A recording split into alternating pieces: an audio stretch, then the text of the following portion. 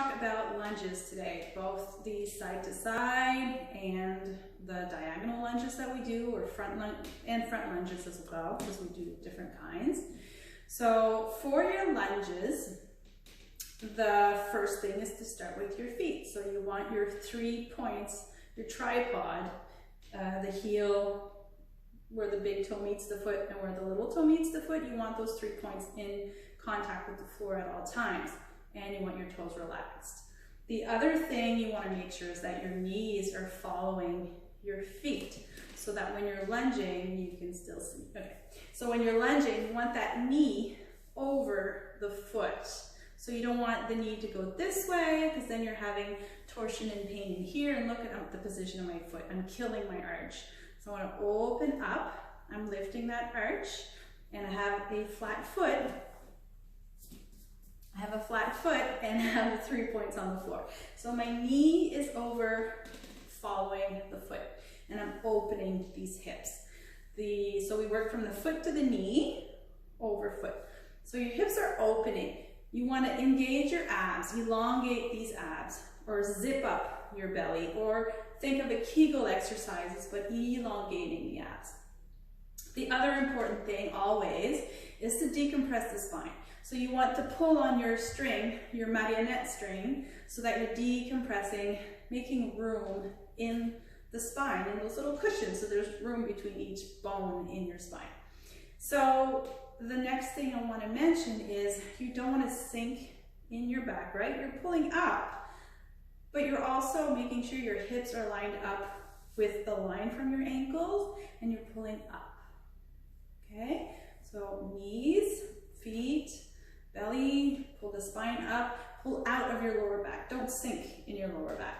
Having said that, I'm just moving side to side. I'm not getting the benefit, the most benefit out of my lunge.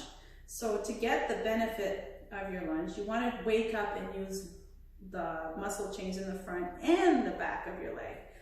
And this helps protect the knees as well.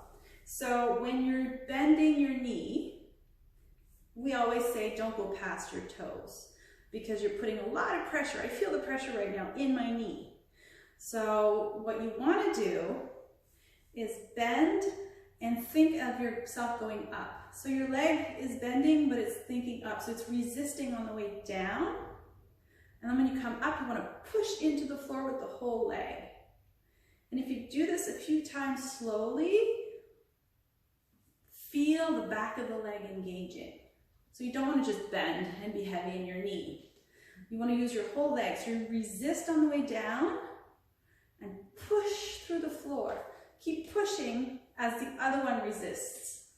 And by resisting again, you're thinking you're going up as you're going down, but you're still thinking up. And push in that leg as this one is thinking up as it's slowing you down. Then push into the floor and it's switching. So you're trying to engage and wake up the muscle chains in the back of your leg, not just the front. Belly is still zipped up. So your legs are doing, I don't know if you heard my knee pop, it lines up.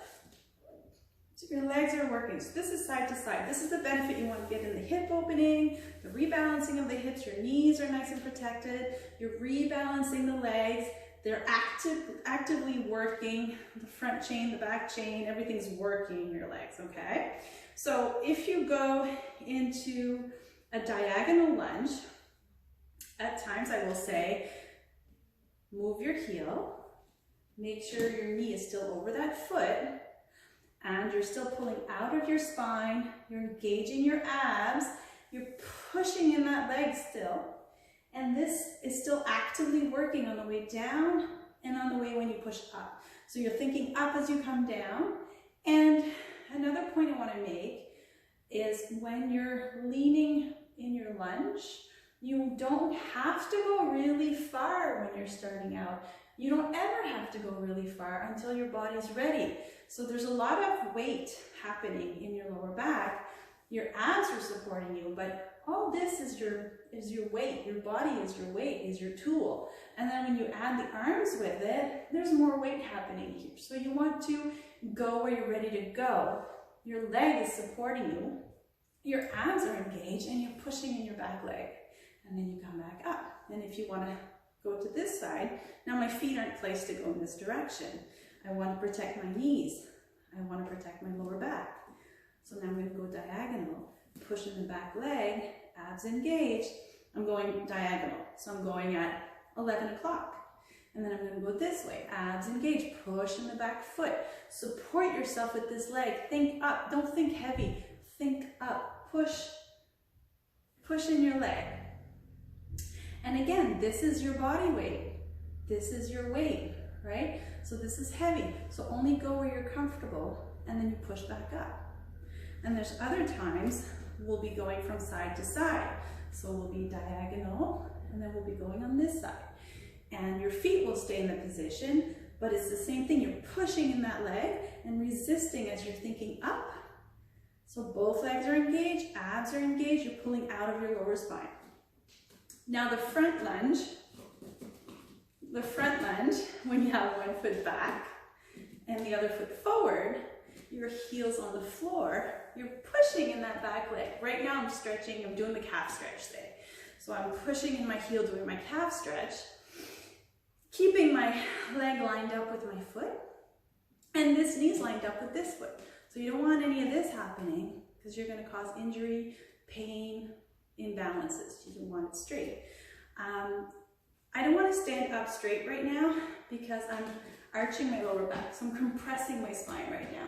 So what I do is I push my hips back a little bit, bend the front knee, my abs are engaged, and from the tailbone up to my neck, I'm going to ski jump. There's the natural S, of course, but I'm not doing a ducktail. I'm not doing a tuck right now. I'm in my lengthened position and I'm working right now. I'm pushing in that leg. This is resisting the fall. This is supporting my spine. My spine is thinking long and every muscle is engaged to support me in this position. So I'm feeling it. I'm working right now. So this is all to protect your joints. Alignment, alignment, alignment. It's to protect your joints. It's to balance your joints, and it's to wake up your full body muscles. So when you're doing eccentrics, it's always full body, and we are targeting specific goals that we want. But even though I'm saying we're working the abs right now, we're working the quads right now, or whatever it is the sequence that we're doing, we're working legs, we're working arms. It's always full body, as you can see when you try this one here, activating.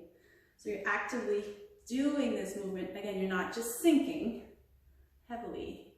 You're pushing in one leg, resisting with the other as you're thinking up. Push, so you're using the floor, 3 points in your feet. You're not sinking in your arch, your feet aren't going in or out, your knees aren't doing this, everything's aligned, abs are engaged, long in your spine, so all those muscles are working to support your spine, your nice posture, shoulders are relaxed, don't know if I mentioned that, shoulders relaxed, and breathe.